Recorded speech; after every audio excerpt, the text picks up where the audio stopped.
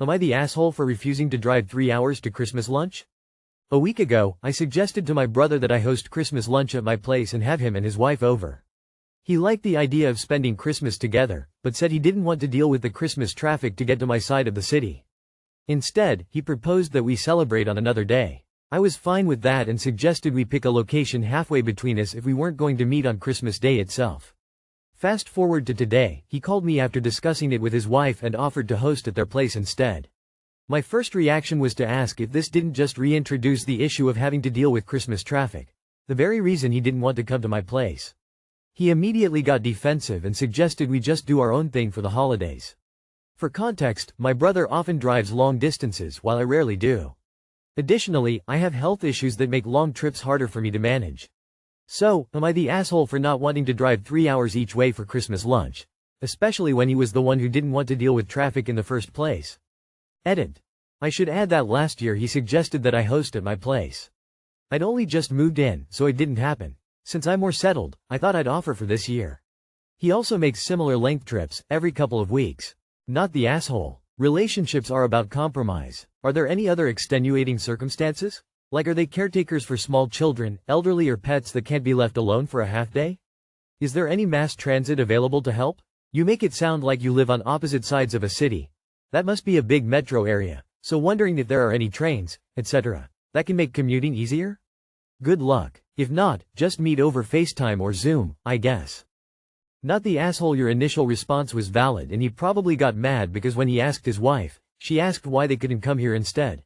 His brain probably shut off and didn't compute the explanation he gave would be responded back to him. He is mad because he realized at that moment him asking that of you was stupid and should have never been asked. Basically, the light bulb came on and he realized he is an idiot. No assholes here, but it does seem a bit unfair. You were happy to have him drive 3 hours to you but are unwilling to do the same. In the end, it is fine if neither of you want to do that though. Not the asshole. It's not completely reasonable to drive 3 hours just for lunch. I could see a few reasons why you may want to, or it would be worth the drive, but you would not be the asshole for politely declining even in the absence of those reasons. Invitations are not obligatory. No assholes here. Neither one of you really wants to make the 3-hour effort. That's okay too. I don't know about USA, but in the UK the roads are very quiet on Christmas Day. However, I still wouldn't drive for 3 hours for a turkey dinner. Am I the asshole for excluding the only +1 at our wedding, new GF, from the family photos? She's pissed. I had a TikTok blow up and the comment section requested that I pop over here. These are the details. Our wedding was 1+ year ago, and very classy, and small. There wasn't a person there who we aren't related to by blood or marriage. We decided against +1 guests and instead, put a lot of money into making the night an incredible bonding experience.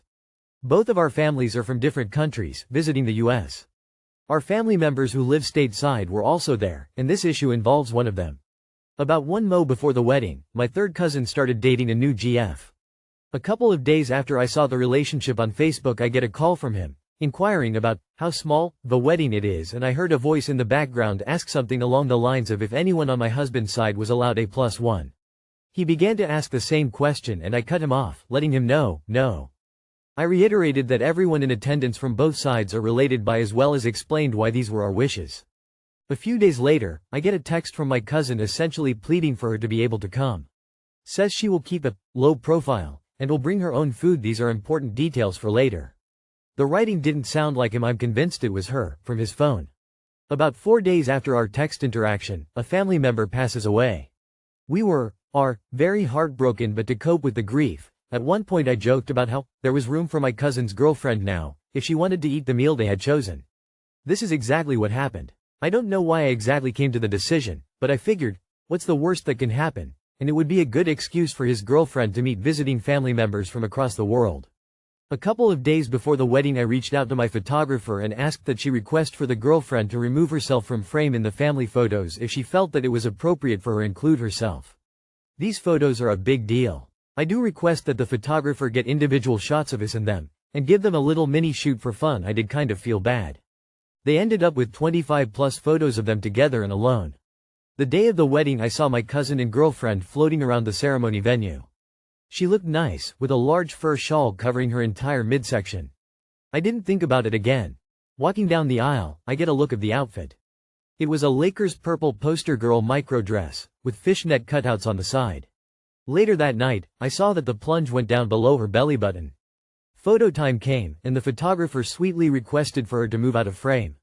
I couldn't tell you if they got a photo of her in the group prior to asking. That's it. That's literally it. Am I the asshole? Not the asshole. You were clear about your guest list. It's your wedding, and you should be able to enjoy it how you want. My, now, fiancé and I were invited to my cousin's wedding. We had been dating for over a year at that point, and he had met most of my family that was going to be in attendance. At one point the photographer gathered my family, grandma, uncle, cousins, mom, sisters, their husbands, and I for a photo, and I asked my fiancé to just hang back. He was invited into the photo by my uncle, but I didn't want to make an assumption. All this to say, not the asshole up, not even a little bit. Her outfit though? Yikes. Not at all, not remotely, not in any way in any world or Utah. For not having a cousin's girlfriend of a few months in your wedding pics. That she was trying to invite herself and that she was incredibly inappropriately dressed say a lot about her but are beside the point here. Not the asshole. The girlfriend sounds mega insecure. She can't go one night or a couple days without seeing the guy. And then to show up in a tacky outfit? That screams, look at me. I need attention. Not the asshole. She was a new girlfriend, not a long-term girlfriend, not fiancé, not a wife. She didn't need to be in family photos. Your cousin is the asshole for bringing her dressed like that. Am I the asshole for telling my coworker that vitamins aren't a replacement for food? I work in an office with a small team, and we tend to chat about our lives during breaks. One of my coworkers, Anna, has been really vocal lately about how she's too busy to eat, and relies on vitamins and supplements instead of proper meals. She'll openly say things like, "Why bother with lunch when I can just take a multivitamin and drink coffee?" At first, I didn't think much of it because everyone's eating habits are their own business. But lately, I've noticed that Anna looks absolutely drained. She's been complaining about feeling tired, having constant headaches, and even struggling to focus during meetings. It was starting to worry me. During one break, Anna mentioned skipping breakfast and lunch again because vitamins cover everything anyway. I casually said something like, "You know, vitamins can't really replace actual food, right? They're meant to supplement your diet, not replace it entirely." I tried to keep my tone light and conversational, not judgmental, because I genuinely care about her well-being. Anna got really defensive and snapped, "I don't need a lecture, I'm fine." I immediately apologized and said I wasn't trying to shame her or tell her how to live her life, just that I was worried because she didn't seem like herself lately. She rolled her eyes and walked off. Later, another coworker pulled me aside and said they were worried about Anna too but didn't want to say anything because she's sensitive about her habits. This made me feel a bit better, but I still wonder if I overstepped. To add context, Anna and I aren't super close, but we're friendly. I honestly wasn't trying to criticize her. I've struggled with unhealthy habits myself in the past, and I know how easy it is to fall into a pattern when life gets busy. I thought I was helping by gently pointing it out, but now I feel like I might have embarrassed her. I mentioned the situation to a friend, and they said I was being judgy and acting like I know better than Anna about her health. But another friend said I did the right thing because it's important to speak up when you see someone potentially harming themselves, even if they don't want to hear it.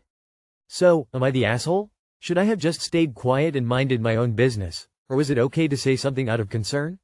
Edit. Was told I should clarify that Anna is the youngest in our office. She's 18 and the next youngest is 26. Not the asshole. Unsolicited comments on people's food, no, never do that. Correcting them when they say banana pants untrue shit in the office, yes, do. If Anne is sensitive about her habits, maybe she should stop bringing them up.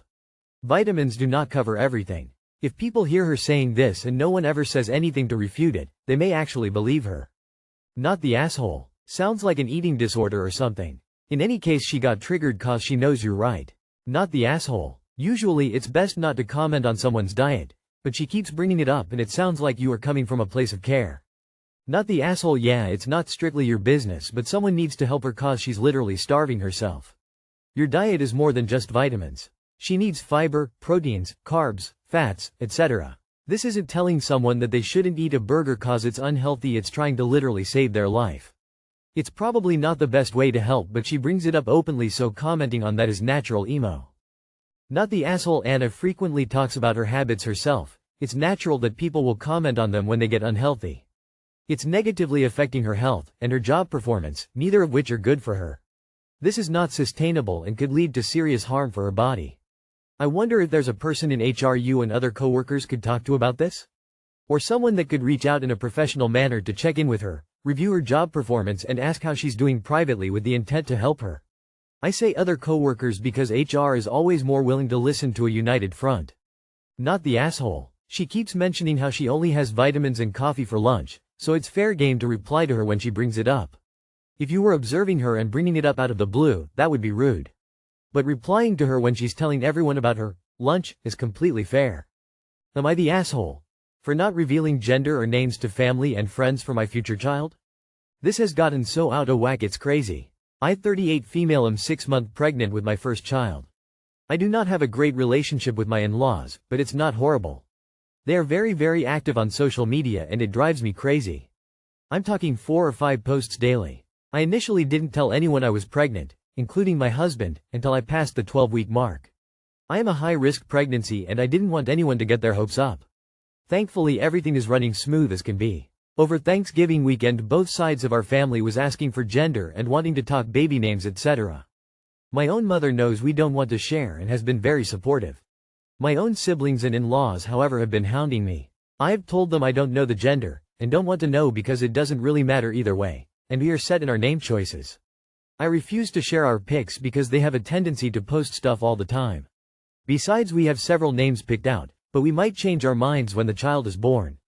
They keep accusing me of pushing them out, but honestly I just don't trust them based on how they act, post.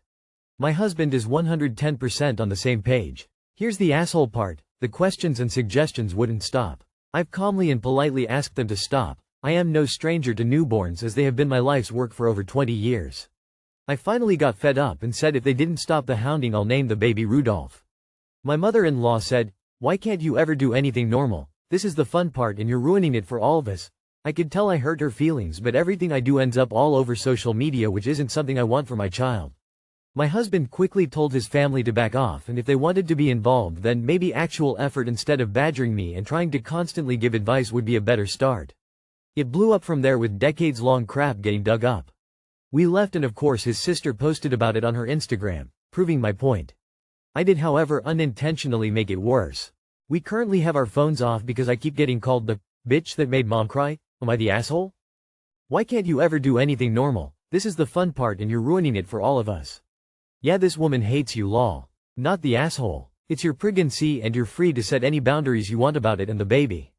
Not the asshole. You're setting reasonable boundaries and their reaction proves exactly why those boundaries are necessary. Sharing your baby's gender or name is your choice, not theirs, and your in-laws' inability to respect that validates your concerns. The Rudolph comment might have been snippy, but honestly, they pushed you to that point by ignoring your polite requests to stop.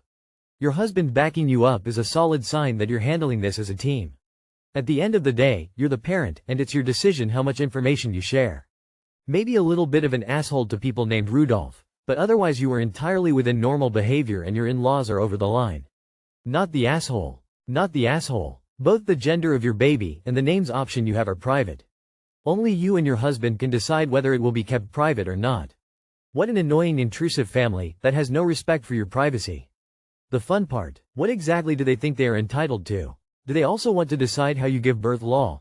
Tell them to GTFO of your pregnancy. Not the asshole. Protecting your vibe and your baby's privacy isn't just a right, it's a necessity, especially with social media warriors and the fam. If they can't respect your boundaries without a public saga, maybe they need a timeout from updates. Rudolph is a power move, though. Keep your head up, not everyone needs a front row seat to every personal decision. Not the asshole. Your pregnancy is not their fun. Lay the boundaries down now before your baby becomes their social media toy. Your husband has your back. Let them cry.